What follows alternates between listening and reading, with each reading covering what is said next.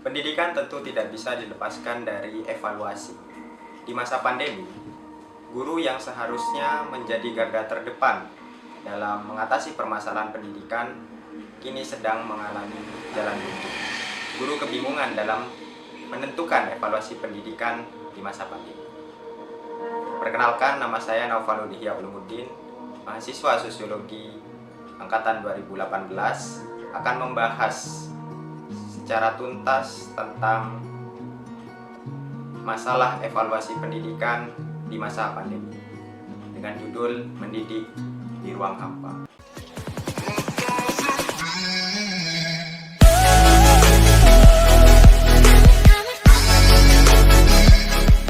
Dengan pembelajaran daring melalui surat keputusan bersama 4 menteri menjadikan guru kembali geleng kepala. Hal ini tentu wajar karena guru mengalami kesulitan, terutama guru di desa. Pembahasan kali ini berfokus pada sekolah dasar yang ada di desa, terutama di Desa Labu, desa saya sendiri. Model pembelajaran yang menjadi fokus utama dari keputusan 4 menteri itu masih mayoritas dari, meskipun ada anjuran untuk melakukan pembelajaran offline, namun hal tersebut tentu harus memenuhi protokol kesehatan dan hanya pembelajaran tertentu saja yang bisa dilakukan secara offline, seperti praktikum yang benar-benar memang membutuhkan offline. Untuk pembelajaran penyampaian konseptual dan teori masih dianjurkan untuk daring. Masalah-masalah pendidikan daring ini melalui beberapa wawancara dengan guru di desa terdapat hal yang dikeluhkan. Yang pertama, pembelajaran daring ini tidak efektif terhadap pemahaman siswa. Jadi guru mengeluhkan bagaimana pembelajaran daring ini tidak bisa memberikan pemahaman siswa secara utuh. Guru juga menyampaikan bahwa pembelajaran secara offline saja, siswa masih sulit menangkap, terutama di sekolah dasar yang memang membutuhkan pendampingan yang intens dari seorang guru. Apalagi daring, pemahaman siswa akan sulit diperoleh melalui materi-materi yang disampaikan secara daring. Terlebih di desa yang penguasaan teknologi orang tua yang memiliki peran besar dalam pendidikan daring masih sangat minim. Belum lagi jaringan guru. Di desa tentu berbeda dengan di kota, di mana jaringan masih bisa dikatakan stabil. Di desa cenderung jaringan tidak stabil, apalagi di musim seperti yang sekarang, musim hujan. Jaringan bisa tiba-tiba buruk, sehingga ketika jaringan buruk, siswa tidak bisa belajar. Belum lagi masalah kuota.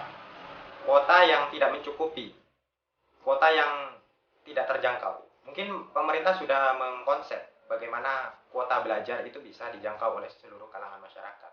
Namun tentu tidak bisa dihindari bahwa kualitas tentu berjalan beriringan dengan harga. Ketika kuota yang dikonsep oleh pemerintah ini murah, maka tentu kualitasnya juga tidak terlalu. Jadi hal ini menjadi pertimbangan-pertimbangan yang membuat guru akhirnya dilema. Akan mengadakan model pembelajaran seperti apa sehingga bisa memunculkan evaluasi yang efektif seperti pada saat pembelajaran normal. Pendidikan seperti dianaktirikan. Mengapa saya berani mengatakan hal semacam itu? Karena beberapa minggu yang lalu, hari libur nasional Imlek itu menunjukkan fenomena yang menarik, yang mana mal-mal berhamburan pengunjung. Mungkin mereka menggunakan masker, tapi tidak dengan menjaga jarak, apalagi mencuci tangan. Hal ini yang semakin menunjukkan bahwa memang pendidikan sebenarnya sulit untuk diperhatikan. Di sini saya akan menampilkan sebuah kutipan dari tokoh pendidikan kritis, yaitu Neil Postman. Dia mengatakan bahwa kenyataan ini semakin menunjukkan bahwa menyelenggarakan pendidikan itu harus memiliki semangat perintis yang kuat. Sebab para politisi yang jarang membicarakannya, para ahli teknologi yang jarang memedulikannya, dan para ahli ekonomi yang menganggap remeh. Hal ini terlihat dari fenomena banyaknya pengunjung di mal-mal yang menunjukkan bahwa seakan-akan pemerintah mengatakan bahwa ekonomi tetap harus bergulir dan berjalan meskipun pendidikan jatuh ke dasar jurang. Hal ini yang menjadikan guru juga akhirnya semakin geleng kepala. Karena pendidikan yang seharusnya menjadi prioritas utama untuk mengembalikan kondisi kacau seperti ini justru dianaktirikan atau dijadikan nomor sekian dalam prioritas utama di negara ini. Evaluasi pendidikan menjadi sulit. Guru sebagai garda terdepan itu semakin kebingungan bagaimana menjadikan siswa, mengukur kemampuan siswa secara maksimal. Sehingga guru terkesan, terutama di desa, terkesan mulai putus asa. Meskipun ada beberapa upaya yang sudah dilakukan oleh guru. Di sini saya akan masuk pada kasus di desa saya, yang mana di desa saya terdapat sekolah dasar yang tentu terdampak pandemi. Sekolah ini masih lockdown hingga saat ini, hingga akhir Februari, yang mana terdapat beberapa model pembelajaran yang saya tangkap dari hasil pengamatan dan wawancara dengan beberapa orang tua dan guru. Yang pertama, model pembelajaran. Model pembelajarannya masih daring dan bisa dikatakan sangat monoton. Model pembelajaran yang disampaikan di SD Labeng itu berbasis grup WhatsApp dan juga penyampaian materi via YouTube. Selalu begitu setiap hari, dikumpulkan setiap hari. Penyampaian tugas, guru menyampaikan, mengerjakan tugas di buku tema halaman sekian sampai sekian, dikumpulkan jam sekian. Materi ada di YouTube. Terus seperti itu. Tidak ada pertemuan tatap muka via Google Meet atau Zoom atau via media conference yang lain. Jadi model pembelajaran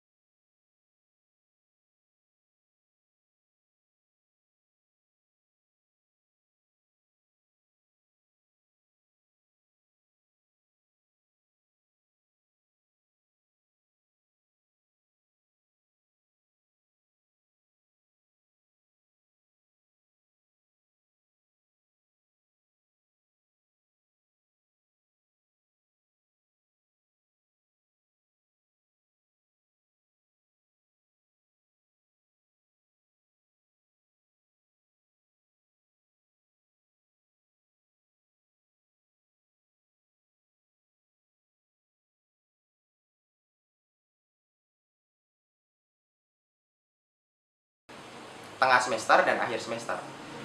Tengah semester ini nilai, dan di akhir semester raport, nilai raport secara keseluruhan.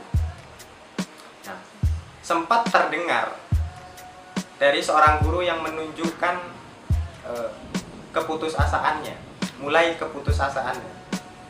Bagaimana saya bisa menilai, bagaimana saya bisa mengisi nilai-nilai raport anak-anak ini jika saya tidak bertemu mereka langsung. Saya tidak bisa melihat perkembangan mereka secara langsung setiap harinya seperti pembelajaran online.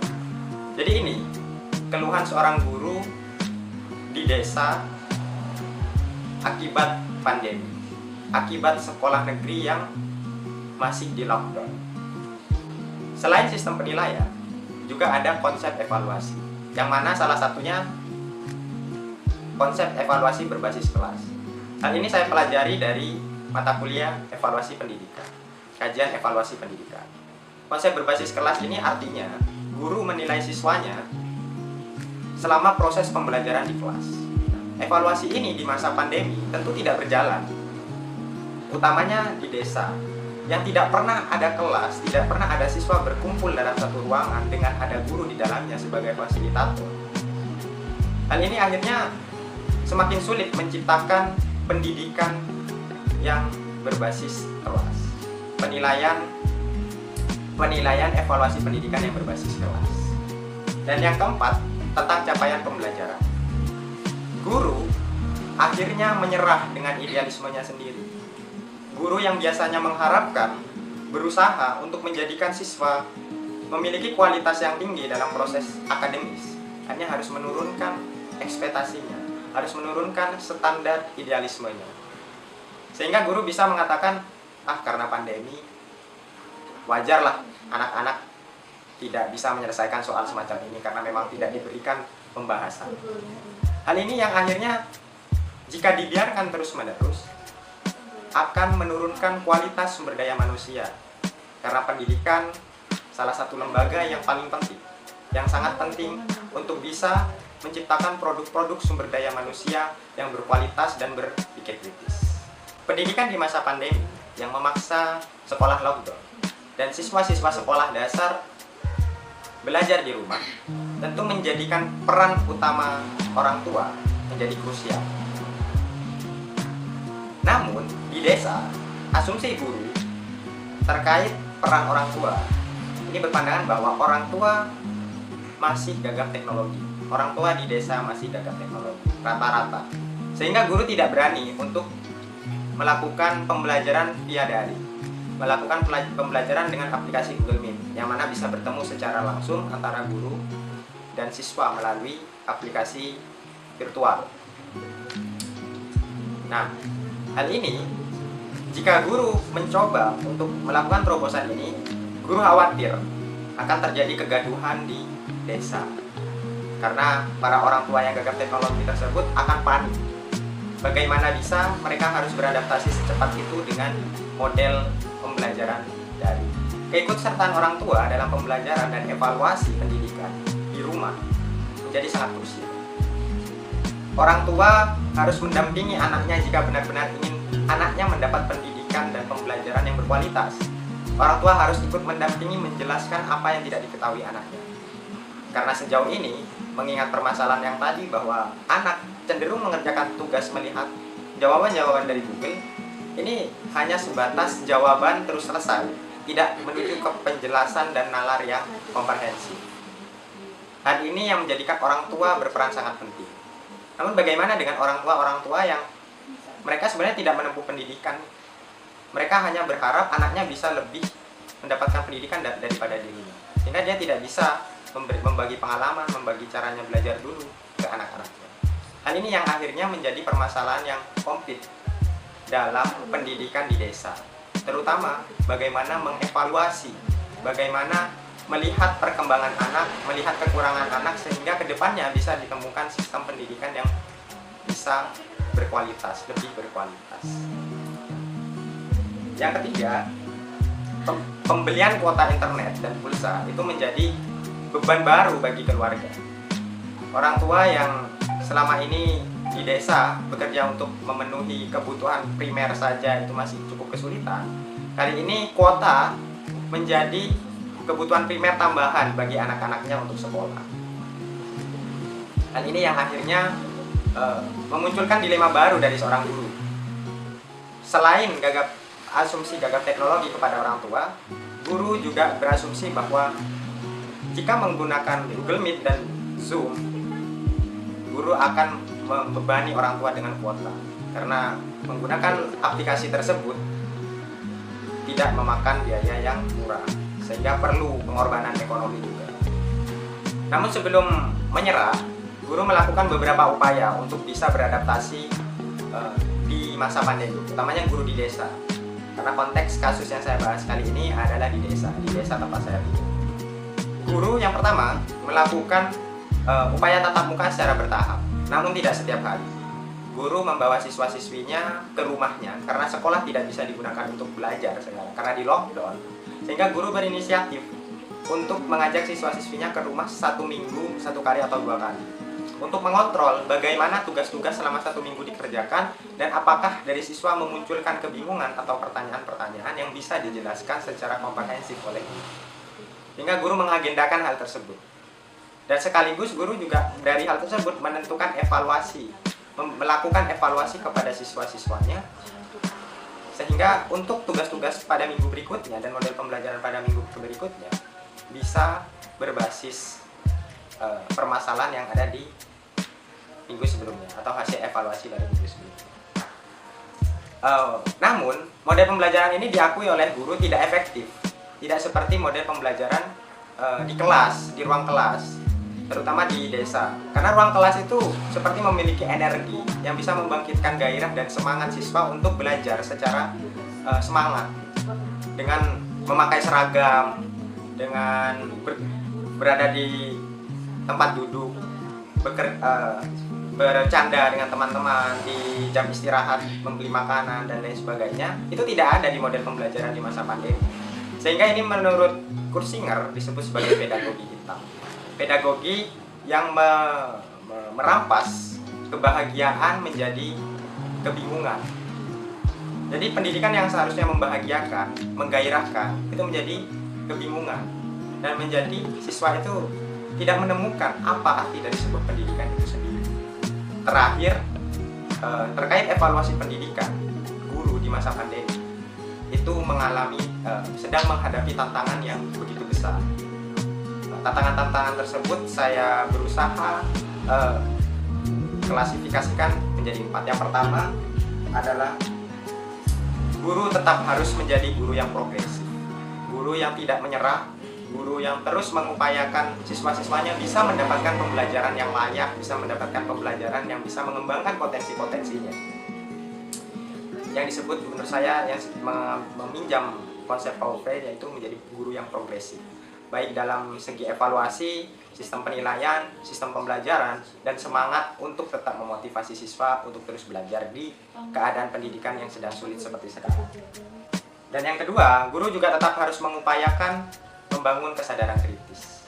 Karena konsep evaluasi pendidikan yang saya dapat tentang evaluasi berbasis kelas, yang diutamakan adalah kesadaran kritis. Kesadaran kritis yang mana berbasis kelas, bagaimana pembelajaran itu dievaluasi di kelas. Kelas yang menjadi arena sehari-hari siswa, yang mungkin bisa dikatakan subjektivitas seorang guru dalam mengevaluasi dari lebih baik, karena berbasis setiap hari daripada objektif dalam soal-soal ujian. Sehingga berbasis kelas ini artinya memunculkan pendidikan yang dialogis dan menghasilkan menghasilkan kesadaran kritis bagi siswa-siswi sekolah dasar. Guru tetap harus memegang idealisme ini sebagai tantangan pendidikan di masa pandemi. Yang ketiga adalah mengupayakan gairah belajar.